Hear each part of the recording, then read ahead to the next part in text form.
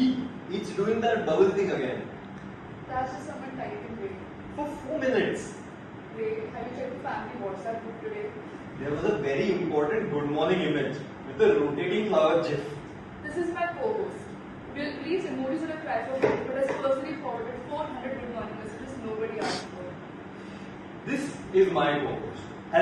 Has never answered a phone call in the first ring in her life. Not once. Not even the mother. That's called being selective, Ray. Beta. In my time, we stood in line at an STD booth for 20 minutes just to say hello, read safety. Okay, and yet somehow you still send a K that looks like you're mad at me. See the title. We're getting there. Today, I survived week 58 and Ray survives week 23. But first, real question. Why do we even sort each other into boomer and zoomer the second we meet? Let's ask the AI algorithm. Start with social identity theory. Once you've grouped into us versus them, you construct part of your identity from that membership. And you rate your own group more favorably, almost automatically. Okay, but generational labels are nothing. There's a real 10 plus year age gap between us. True, but here's the uncomfortable part. The minimal group paradigm shows people form favoritism and bias toward their own group, even when the group is assigned completely at random and means nothing. Literally coin flip groups. So the content of a label barely matters. The sorting itself is enough to trigger an us versus them. So Gen Z and Boomer could be doing the same job as literally being handed a red or a blue sticker at random. Comforting. Or being randomly assigned Team A in a 4th grade sports day and suddenly hating Team B with your whole chest for no reason you can name. I still remember your sports day. Team Garuda. Never forget, never forgive. Okay, but be honest. You and I do really communicate differently. It's not just bias. Correct. This is relational demography. How similar or different two people are on traits that shape how often and how comfortably they interact. And it pairs with the similarity attraction paradigm. We're simply more at ease around people who resemble us, which quietly shapes who gets picked for teams, mentored, or promoted. So it's not that I dislike these textbooks. My brain just defaults to comfort with people who text like me. Meanwhile, my brain defaults to mild panic when someone says that okay with a full stop. The full stop is doing a lot of emotional damage, right? It's a sentence. The sentence is end. Right. And there's good news underneath that. Research on surface level versus deep level diversity shows that early on, teams lean on visible traits like age to sort each other. But over time, as teams actually work together, cohesion depends less on those surface traits and more on deep level ones, shared attitudes and values. So the awkward stage is real. It's just not permanent. Like in the PG roommate situation. The first week everyone's saying, no, you can take my fan. By week 3, you're drawing a hard line and who uses the fridge. Exactly. Cultural and generational diversity can cause the team some friction early on, but research also shows it produces real gains in creativity and satisfaction once the team gets past that stage. Alright, so the average stereotype about you. People assume stability, caution, bureaucracy. Basically, humans speed down. And people assume Gen Z is all about innovation, speed, adaptability. Basically a calculated app update.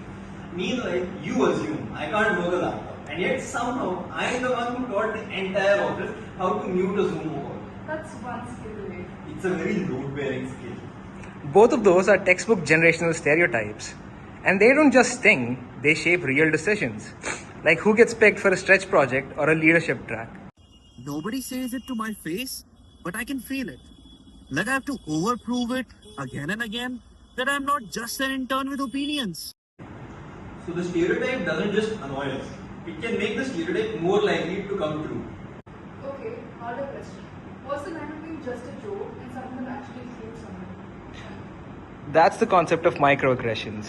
Everyday slights, whether intentional or not, that send a negative message to someone based on their group membership. There are 3 flavors. A micro assault is conscious and intentional, deliberately mocking someone's age. A micro insult is often unintentional, something like, wow, you actually know how to use that app? A micro invalidation dismisses someone's experience entirely. You wouldn't get it, it's a generational thing. So when someone says, okay boomer, to shut down a point, That can land as a micro insult or even a micro assault depending on intent. And when someone says you're too young to understand how this works, Migrant validation. Perfect. हमारे ज़माने में this equivalent was us telling some uncle, अरे पुरानी सोच है आपकी, meaning your thinking is old fashioned, to literally anyone over 30 who disagreed with us at a family function. So that's a migrant of the festival lighting. Checks out question. one more piece. Microaggressions involve three roles: the recipient, the source, and the bystander. Research on this triangle argues bystanders have real power here. Speaking up in the moment does more to shift norms than anything the recipient or source can do alone. So this isn't just don't be rude. It's the person standing next to the rude comment has a job too. Okay, so if one awkward comment is a problem, how do you fix that dynamic long term? There's a landmark study on this, not about age, but the logic transfers directly. Conrad, Kramer, and Urquhart studied women on corporate boards and found token representation isn't enough. With one woman, directors described an invisibility phase. She's overlooked or has to fight to be heard. With two, it improves. But there's what they call a conspiracy phase. If the two sit together or agree, others assume they're colluding. It's only at three or more that boards hit what they call critical mass. The group is normalized, no longer seen as representing an entire category, and far more likely to actually be heard. So one young voice or one older voice token on a team hits the exact same wall.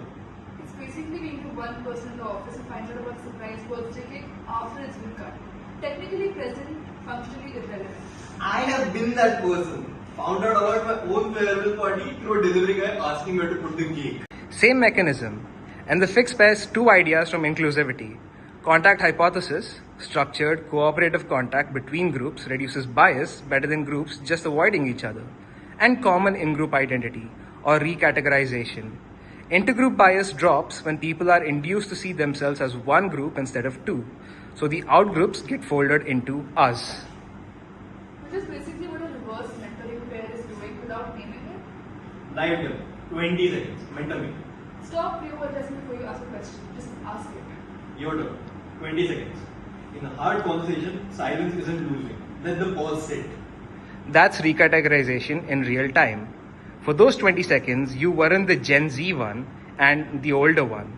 You were just two people on the same team solving the same problem. Last one.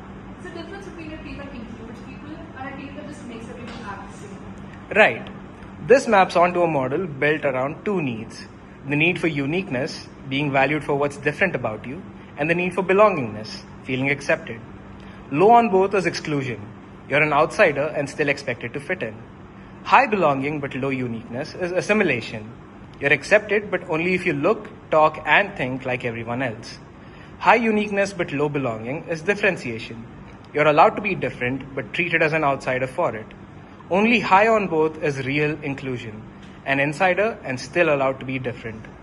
So if I force myself to talk in a Gen Z slang, to fit in, that's assimilation, not inclusion. And if I get invited to a meeting but nobody actually asks what I think, that's the outsider but present box. Differentiation? Correct on both. Real inclusion is the only quadrant where nobody has to erase anything about themselves to be heard. So, this swap actually worked. I call my mom, unprompted. I sent a voice note with an emoji in it. Still not sure what I did, but I did it. Real talk, none of this is young people or old people. It's building the conditions for critical mass and contact and actual inclusion instead of just assimilation. Next time you catch yourself assuming something about someone 30 years older or younger, Check if that's really them or just the categorization problem. picture will baki hai mere dost. Maybe we entire episode would say that. Worth it. Same Wi-Fi, different signal. That's fine. We've never seen their face. Some things stay uncategorized.